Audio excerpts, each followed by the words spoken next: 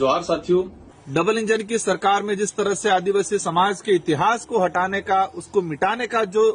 एक कहे कि षड्यंत्र जो रचा जा रहा है, उसमें आप सबकी जानकारी में आया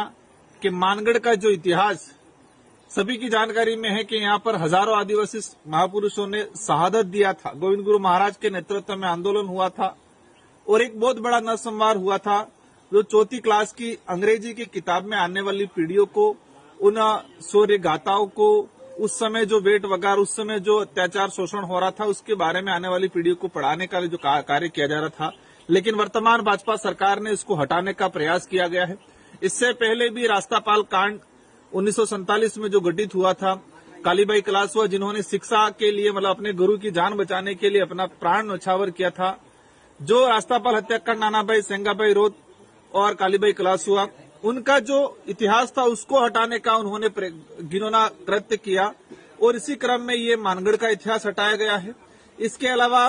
आर्यू के द्वारा जो राजनीतिक विज्ञान का जो पाठ्यक्रम था, उसमें ज्योतिबा फुले, सावित्रीबाई फुले का इतिहास भी हटाना का जो उन्होंने कृत्य किया है। मतलब देखा गया है कि पिछले 8-10 सालों के अंदर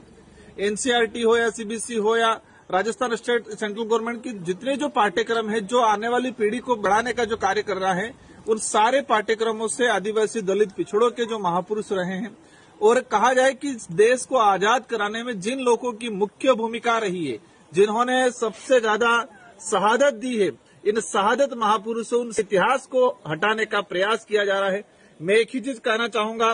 कि आप पन्नों से हटा सकते हो, कागजों से हटा सकते हो, लेकिन आदिवासी समाज, दलित पिछड़ों के समाज और इस देश के आजाद कराने में महत्वपूर्ण भूमिका निभाने वाले प्रत्येक समाज के वर्ग के, उनके दिलों में बसा हुआ इतिहास को आप नहीं हटा सकते।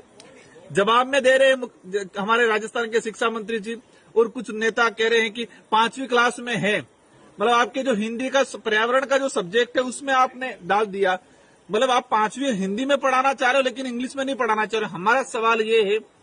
कि क्या इंग्लिश मीडियम पढ़ने वाले बच्चे मानगढ़ हत्याकांड, नानाभाई कालीबाई का हत्याकांड, रास्तापाल हत्याकांड, ज्योतिबा फुले, सावित्रीबाई फुले, इनको नहीं पढ़ना चाहते क्या, या उनको आप पढ़ाना नहीं चाहते हो? यही है इसका हटाने का मेन रीजन, यही है कि आदिवासी दलित पिछड़े समुदाय के अंदर जो एक जनजागृति आई है, अपने महापुरुषों के प्रति एक आत्मविश्वास और कहा जाए कि एक समर्पण की भावना जो जगी है, अपनापन की भावना जो जगी है, और जो देश के इतिहास को समझ के वर्तमान का निर्माण करने के लिए एक क्रांति के रूप में आगाज हुआ है इस क्षेत्र के, उसी से बौखलाहट होकर वर्तमान सरकारें इन इतिहास को हटाना चाहती है, ताकि इनको लगे कि आदिवासी समाज बिखरा हुआ रहे। मानगढ़ वह स्थल है जहां पर हजारों आदिवासियों का खून पसीना बहा है, लूलुहान स्थल है वो, और ये 4 राज्यों के आदिवासियों को जोड़ता है, मध्य प्रदेश, महाराष्ट्र, गुजरात